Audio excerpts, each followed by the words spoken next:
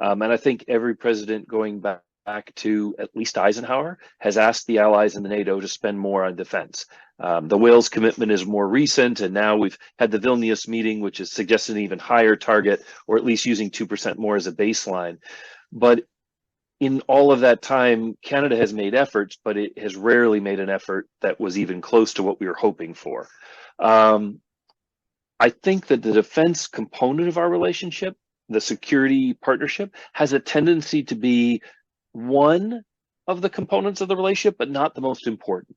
For reliability, the US is much more focused on Canada's economic policies, some of its foreign policy in terms of being supportive on other major commitments, because we've built low expectations into the cake.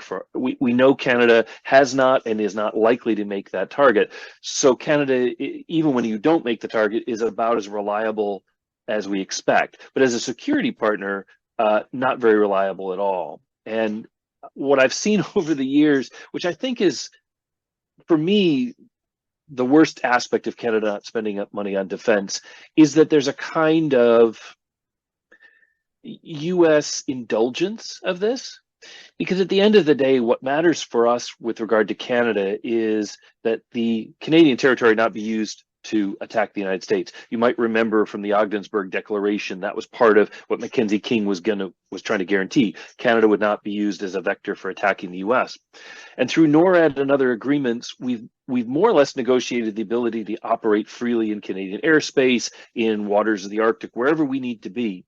So I think what we have is a relationship in which we expect Canada to do very little, but we have Canada's agreement that we don't have to ask permission and we can defend ourselves over and around Canadian territory. So to put it this way, we need Canada, we need Canadians, but we don't need the Canadian government. And that's practical, but unfortunately it means that when it comes time to talk about anything to do with security, including the Arctic these days, the US is likely to say, call us when you have some money on the table, because otherwise we don't want to hear what you think, because we really don't, because you have an opinion but no contribution to make, or not enough of one. I think the Arctic has gone through a very fundamental change following the invasion of Ukraine, because that prompted NATO to expand, including Finland and Sweden.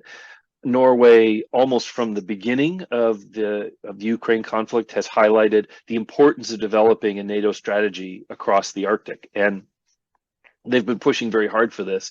But if you think about the Arctic's geography, Alaska, Norway, to a lesser extent Sweden and Finland, are fairly well secured. The US is well positioned and the allies are well positioned, but there are two parts of the Arctic on the NATO side that are difficult. One is Greenland, which Denmark does provide some security support for, but is largely secured by US presence around Thule and so forth.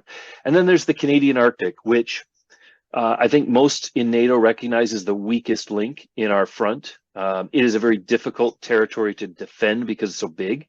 And Canada's domain awareness, let alone ability to respond if you were aware of a threat, is so low. For a long time during the Cold War, we felt that a combination of using nuclear submarines that had the ability to sort of move stealthily below the ice and could, surface if they needed to deal with anything in the region, and on the other hand, NATO and distant early warning and all the sort of the NORAD systems that we had pretty much gave us the coverage that we needed for a threat that we thought was bombers at first, and then maybe intercontinental ballistic missiles and cruise missiles. So we had created a kind of sustainable defense strategy for the Arctic. But now we're facing not only Russia, which is much better positioned across the Arctic in terms of equipment and capabilities, enhanced by China, which I think is maybe the most important new development in the Arctic. China has both the money and the technology to be a bigger player. And because of its support for Russia and the Ukraine war, it can more or less dictate terms to the Russians. The Belt and Road Initiative, which, to put a good face on it, was China's effort at creating an infrastructure link to markets in Europe and other parts of the world. They saw it as kind of their version of a Marshall Plan that would open up some new possibilities and make new friends for them. It hasn't gone very well. It's highly indebted. A lot of countries that they partnered with are resentful or don't want to pay their share of some of the infrastructure costs. So China's increasingly been looking at the North Sea route to substitute. And the North Sea route has one big advantage. You only really have to deal with Russia, and Russia can't say no right now. So I think China is looking to be more present in the Arctic. Combine that with Russia's already significant presence, and I think the Arctic has become a lot scarier than it was in the Cold War, a lot more risky. And so the US and NATO allies are talking about what can we do to up our game. And that's the sort of new reality for all of us. Now, where Canada fits in is an interesting one.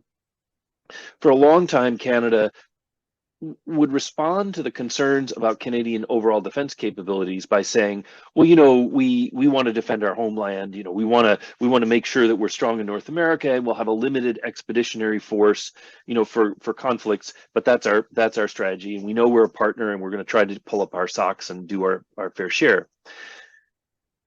I think now the dilemma for the rest of NATO and for other countries is that there could not be a part of Canada's contribution to defense that's more important than the Arctic right now.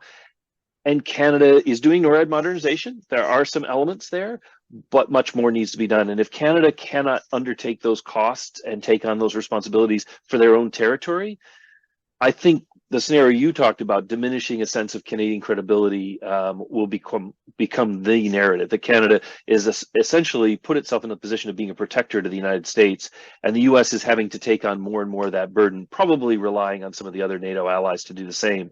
But it'll be a sad day for Canada, and the hopes that Canada could be, in that sense, capable of defending itself and contributing to allied defense.